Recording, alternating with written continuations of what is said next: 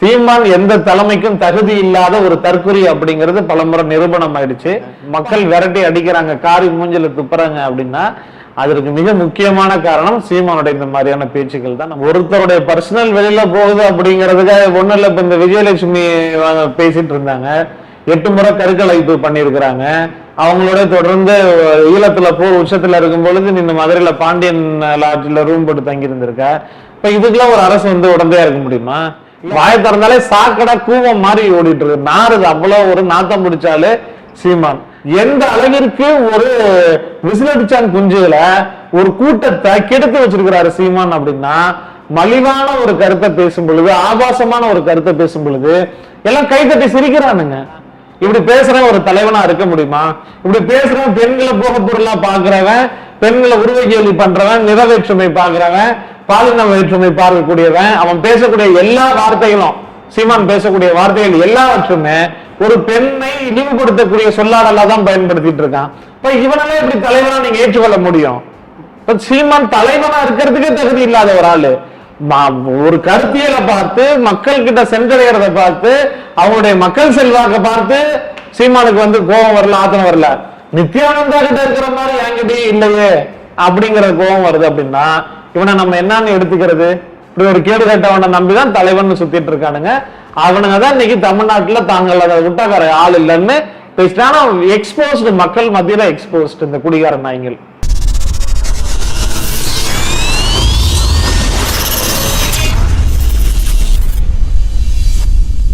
Siddique tax நேயர்களுக்கு வணக்கம். இன்றைய நேர்காணலில் நாம் சந்திக்க இருப்பவர் திமுக மாணவரணி துணைச் செயலாளர் திரு தமிழ்கா அமுதரசன் அவர்கள். வணக்கம். வணக்கம்.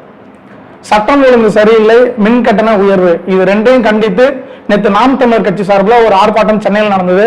இந்த ஆர்ப்பாட்டத்தில் பங்கெடுத்த நாம் தமிழர் கட்சியோட ஒருங்கிணைப்பாளர் திரு சீமான் அவர்கள் பல்வேறு விமர்சனங்களை முன்னிலையில் வச்சிருக்காரு. குறிப்பிட்டு சொல்லணும்னா, ஆடியோ வெளியானது தொடர்பாக பல காட்டமான விமர்சனங்களை காவல்துறை மீதும் திமுக மீதும் வச்சிருக்காரு. இது குறித்து உங்களோட பார்வை என்ன? அதாவது ஆடியோ வெளியானதுங்கிறது திமுக வெளியிடல. ரெண்டாவது யாரும் எடிட் பண்ணியும் வெளியிடல. அது யாருடைய ஆடியோ? சீமானுடைய ஆடியோ. பேசுனது சீமான் தான். அதாவது சின்ன பசங்களுக்கு கூட ஒரு அறிவு உண்டு. என்ன அப்படின்னா, எல்லாரும் சொல்லி வளர்க்கிறது, வெளிப்படையா ஒரு விஷயத்தை சொல்ல முடியல, பேச முடியல அப்படிங்கும் பொழுது அந்த விஷயத்தை செய்யாம தவிர்க்கிறது நல்லது. இப்போ ஒருத்தன் திருடுறான், திருடுறத போய் வெளியில சொல்ல முடியுமா? சொல்ல முடியாது. அந்த வேலையை தவிர்த்துடணும். ஆபாசமா பேசுறான், வெளியில சொல்ல முடியுமா? அருவருப்பா பார்ப்பாங்க, அசிங்கமா வைப்பாங்க. அந்த வேலையை செய்யக்கூடாது. ஆனா நீ எல்லா வேலையும் வெளிப்படையா செஞ்சுட்டு இருக்கிற. பேசுனது உன்னுடைய ஆடியோ தான்.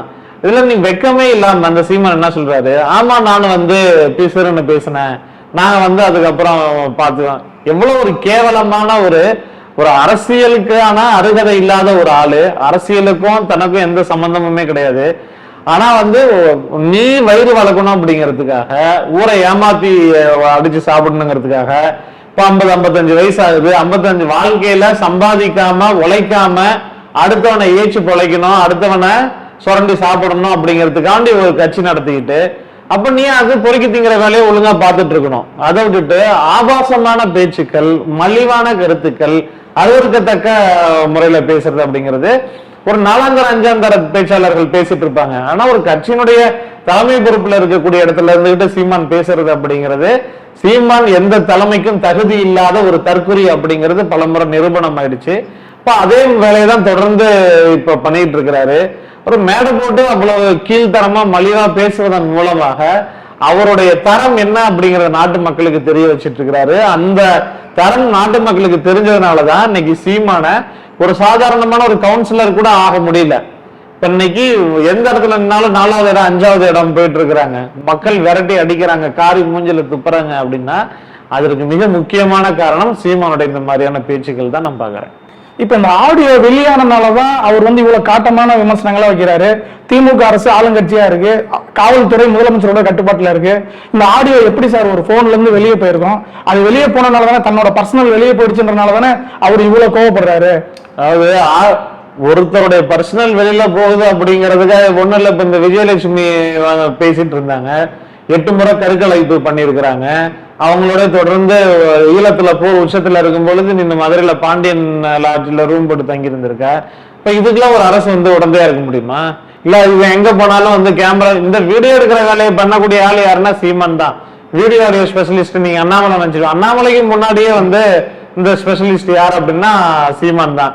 விஜயலட்சுமி அவர்கள் அவங்களுடைய அந்த மாஜி காதலி அவங்க என்ன பண்ணிருக்கிறாங்க, ஜெயலலிதா அவர்கள் முதலமைச்சரா இருக்கும்போது அதிமுக ஆட்சி காலத்திலேயே சீமானை பத்தி ஒரு எஃப்ஐஆர் கம்ப்ளைண்ட் பண்ணணும்னு சொல்லிட்டு கொடுத்துருக்காங்க போலீஸ் ஸ்டேஷன்ல. அதுல அவங்க குறிப்பிட்டு சொல்லியிருக்கிறதே என்ன அப்படின்னு சொன்னா, இந்த மாதிரி ரொம்ப அதிகமான பாலியல் வன்புணர்வுகள் பண்ணிட்டு இருக்காரு, ரொம்ப தொந்தரவு கொடுத்துட்டு இருக்கிறாரு. அதே போல உடலுறவு வச்சுக்கிட்டதை வந்து வீடியோ எடுத்து வச்சுக்கிட்டு அதே போல அது ஆபாச படங்கள் எல்லாம் காட்டி இந்த மாதிரி எல்லாம் செய்யணும் அப்படின்னு ரொம்ப மலிவான முறையில நடந்துகிட்டாரு, ஒரு சைக்கோ மாதிரி நடந்துகிட்டாரு அப்படின்னு சொல்லி அவங்க வந்து கம்ப்ளைண்ட் கொடுத்துருக்காங்க. இப்ப இதுக்கு அவர் போய் வீடியோ எடுத்து வச்சுக்கிட்டு அவர் நாளைக்கு வெளியில போகுது அப்படின்னு சொன்னா அதுக்கெல்லாம் வந்து எந்த அரசும் பொறுப்பா இருக்க முடியாது.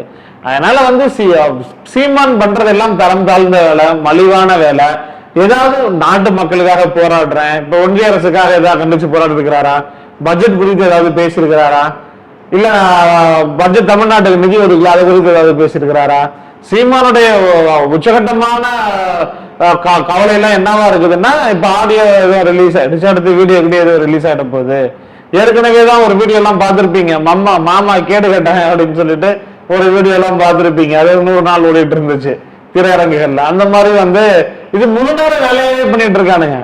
இவன் மட்டும் கிடையாது, சீமான் மட்டும் கிடையாது. சீமானுடைய அடிப்புலிகள் பாத்தீங்க அப்படின்னா அவனுங்க எல்லாம் ஒரு லாட்ஜில் எல்லாம் ஒன்னா உட்காந்துட்டு தண்ணி அடிக்கிற மாதிரி, இவங்க எல்லாம் வந்து மது ஒழிப்பு போராளிகள் எல்லாம் ஒன்னா உட்காந்துட்டு ஒன்னா சரக்கு அடிச்சுக்கிட்டு எல்லாம் நாஸ்தி கேவலமா பேசிட்டு இருந்ததெல்லாம் பாத்தீங்க.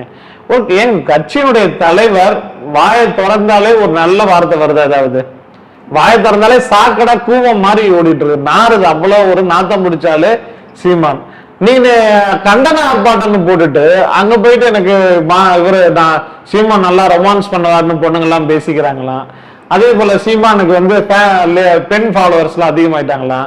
இவனெல்லாம் நம்பி எப்படி அந்த கட்சியில தொண்டர்கள் இருக்கிறாங்க, பெண் தொண்டர்கள் இருக்கிறாங்க அப்படிங்கன்னு தெரியல. கண்டன ஆர்ப்பாட்டம்னு போட்டுட்டு கண்டதெல்லாம் பேசுறதுதான் கண்டன ஆர்ப்பாட்டம்னு ஒண்ணு நடத்திட்டு இருக்கிறான் அப்படிங்கறதும் பார்க்க முடியுது. அதனால வந்து சொல்றாரு, விஜயலட்சுமியை வந்து திமுக தான் தூண்டி விடுது. 10 வருஷம் யாரும் அதிமுக ஆட்சியில ஒரு சின்ன சலசலப்பு கூட வரல, அவங்க பெங்களூர்ல அவங்க பாட்டுக்கு இருந்தாங்க. இந்த திமுக ஆட்சி வந்தோம்னா எனக்கு எதிராக விஜயலட்சுமி செயல்படுறாங்க, திமுக தான் தூண்டி விடுதுன்னு சொல்றாரு. சீமான் ஒரு சேத்துல உருளக்கூடிய பன்னி, சாக்கடையில புரண்டு பாருங்க, அந்த மாதிரியான ஒரு அரசியல் கட்சி தலைவர், அரசியல் கட்சி வாக்கு வாங்கியிருக்காரு, அவரு ஃபாலோ பண்ண. அது அரசியல் கட்சியும் கிடையாது, சீமான் தலைவனும் கிடையாது. எந்த ஒரு தலைவனும் இவ்வளவு கேவலமான வார்த்தைகளை, மலிவான வார்த்தைகளை தண்ணி அடிச்சுட்டு வந்து பொது மேடைகள்ல பேசிட்டு வளரிட்டு இருக்க மாட்டான். அதெல்லாம் வந்து ஏங்க நான் என்ன சொல்றேன், சீமான் அன்னைக்கு அந்த ஆல்கஹால் டெஸ்ட் எடுக்கிறதுக்கு தயாரா இருக்கிறாரான்னு கேளுங்க. சீமானுக்கு நெருக்கமா இருக்கிறவங்களுக்கு தெரியும். அவருடைய மாஜி தம்பிகளே பல இடங்கள்ல சொல்லியிருக்கிறாங்க, அண்ணனுக்கு வந்து சமூக வலைதளத்துல எழுதலாம் குடிகார சீமான்னு எழுதுறாங்க திமுக ஆதரவாளர்கள். செய்தி தொடர்பாளர் நீங்களே, நான் ஒன்னும் சீமானுக்கு செய்தி தொடர்பாளர் கிடையாது, நான் பார்க்க கூட ஒரு அப்சர்வர், அவ்வளவுதான். அதனால வந்து எங்க நார்மலா இருக்கக்கூடிய எந்த ஒருத்தரும் இவ்வளவு ஆபாசமான வார்த்தை எல்லாம் பேச மாட்டாங்க. நீங்க ரோட்ல ஒருத்தன் உருண்டுட்டு இருப்பான், நீங்க போய் பாருங்க அந்த ஆள, எவ்வளவு வார்த்தைகள் நீங்க போயிட்டு எழுப்புறீங்க இல்ல தூக்குறீங்கன்னு சொன்னா எவ்வளவு வார்த்தைகள் பேசுவாங்க, என்னென்னலாம் பேசுவாங்க. அதெல்லாம் மைக் முன்னாடி ஒருத்தன் பேசுறான் அப்படின்னா நிதானமா பேசுறான்னு நம்ம சொல்ல முடியுமா? ஒரு ஒண்ணு இல்ல, நீங்க தலைவர் கலைஞரை பத்தி பேசுற, இதற்கு முன்பாக அவர்கிட்ட தலைவர் கலைஞர் உயிரோட இருக்கும் பொழுது அப்பா கிப்பான்னு எல்லாம் பேசி கவிதையெல்லாம் எழுதிக்கிட்டு அவர் தூக்கி போடுற எலும்பு துண்டுகளை பொறுக்கிறதுக்காக சுத்திக்கிட்டே இருந்தேன்.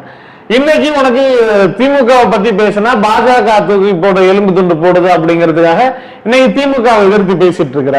இப்ப அண்ணா திமுக யார் ஆளுங்கட்சியெல்லாம் இருக்கிறாங்க, இப்ப அவங்களை எதிர்க்கிறதுக்கு பாஜக யாரை திருப்பி சீட்டா பயன்படுதோ அந்த வேலையை வந்து சீமான் அரசியல்ல ஒரு அடியாள் யார் அப்படின்னா சீமான் பாஜகவுடைய கைகுலியா செயல்பட்டு இருக்கிறாரு. அதை தாண்டி சீமானை மதிக்க வேண்டிய எந்த ஒரு குறைந்தபட்ச தார்மீக காரணமும் எதுவுமே கிடையாது.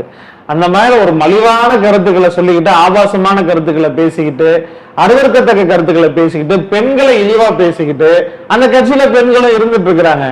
எந்த அளவிற்கு ஒரு விசிலடிச்சான் குஞ்சுகளை ஒரு கூட்டத்தை கெடுத்து வச்சிருக்கிறாரு சீமான் அப்படின்னா, மலிவான ஒரு கருத்தை பேசும் பொழுது, ஆபாசமான ஒரு கருத்தை பேசும் பொழுது எல்லாம் கைத்தட்டி சிரிக்கிறானுங்க. ஒருத்தவங்க ஒரு பஸ்லயோ ஒரு பொது இடங்கள்லயோ யாராச்சும் 2 பேர் சண்டை போட்டு இருக்கும் பொழுது ஆபாசமான கருத்தை பேசினா பக்கத்துல இருக்கலாம் தலையில தட்டுவான். என்ன இவ்வளவு பேர் இருக்கிறாங்க கூட்டத்துல இவ்வளவு மோசமா பேசுற அப்படின்னு சொல்லிட்டு சீமான் ஆபாசமா பேசும்போது எல்லாம் கீழ இருந்து கை தட்டுறானுங்க, விசில் அடிக்கிறாங்க அப்படின்னா எவ்வளவு மலிவான சிந்தனைகளை அவர்களுடைய மனசுல வந்து வளர்ச்சி வச்சிருக்கிறாரு அப்படிங்கறத பார்க்க முடியுது. பெண்களை இழிவுபடுத்துறாருன்னு சொல்றீங்க. திமுகவிலுமே திரு சைதை சாதிக் அவர்கள் பேசியிருக்காரு, சிவாஜி கிருஷ்ணமூர்த்தி அவர்கள் பேசியிருக்காரு. பேசுறதுக்கும் ஒரு கட்சியில ஒரு பேச்சாளர் பேசுறதுக்கும் ஒரு கட்சியினுடைய தலைவர் பேசுறதுக்கும் வித்தியாசம் இருக்குதா இல்லையா? அந்த கட்சியில வேற எவனாச்சும் தொண்டர்கள் எவனாவது பேசுனா கொண்டான் அப்படின்னா கூட அதற்கு வந்து உண்டு. நீங்க குறிப்பிட்டு சொல்லக்கூடிய திமுக பேசக்கூடிய ஆட்கள் அவங்க பேசுனதுக்கெல்லாம் வருத்தம் தெரிவிச்சிட்டாங்க, அவங்க பேசினதுக்கு அவங்க தண்டனைகளை அனுபவிச்சிட்டாங்க. சிவாஜி கிருஷ்ணமூர்த்தி எத்தனை நாள் சிறையில் இருந்தாரு? சீமான் அதுக்கு தயாரா இருக்கிறாரா? சீமான் அது கண்டனம் தெரிவிச்சும் இந்த வார்த்தைகளை பயன்படுத்தக்கூடாது அப்படின்னு தாழ்த்தப்பட்டோர் ஆணையம் ஜீவோ அறிவிச்ச பிறகும் மறுபடியும் இந்த வார்த்தையை பேசுற அப்படின்னா இதெல்லாம் திமிரு தானே? திமிருனுடைய அதாவது நிதானமான ஒரு மனுஷனால பேச முடியுமா? விதிமுறைகளை மீற முடியுமா? ஒருத்தன் அவ்வளவு தூரம் விதிமுறைகளை மீறானா அவன் நிதானமா இல்லை அப்படிங்கிறது தான் நான் என்னுடைய பார்வையா இருக்கு. இல்ல அப்ப அந்த குறிப்பிட்ட வார்த்தையை வந்து நீதிமன்றமே பயன்படுத்தக்கூடாதுன்னு சொல்லியிருக்கு. ஆனாலும் இவர் திரும்ப திரும்ப அதை ஒரு பாடலை பாடி அந்த வார்த்தையை பயன்படுத்துறாரு. அவ்வளவு துணிச்சல் கொண்டு செய்யறாரா? இல்ல அது அவனோட பொருள் என்ன சார்? ஒரு பொருளும் கிடையாது, அதெல்லாம் வந்து திமிருத்தனம் தான். ரெண்டாவது வந்து இதெல்லாம் சுயமா யோசிக்கிறது கிடையாது. அடியாள் வேலை பார்க்கக்கூடிய ஆள் தானே சீமானு. அதனால அவங்களுடைய எஜமானர்கள் என்ன கட்டளையிடுறாங்களோ ஒரு சலசலப்பை ஏற்படுத்தணும். நீ போயிட்டு கண்டதெல்லாம் இப்ப ரோட்ல போயிட்டு இருக்கிறோம், வெறி பிடிச்ச நாய் வந்து கடிக்குது அப்படின்னு வைங்க, அதுக்கு ஏதாச்சும் காரணம் இருக்குமா? அந்த மாதிரி தான் இந்த மாதிரி வந்து புரோக்கர் வேலை பண்ணக்கூடிய ஆளு, கொடுக்குற காசுக்காக போகக்கூடிய ஆளு இன்றைக்கு தமிழ்நாட்டில் ஒரு அரசு சிறப்பாக செயல்பட்டு இருக்கு அப்படிங்கும் பொழுது நீங்க அதை வந்து ஒரு சலசலப்பை ஏற்படுத்தணும். கேவலமா பேச என்னன்னாலும் அவமானமா பேசணும்.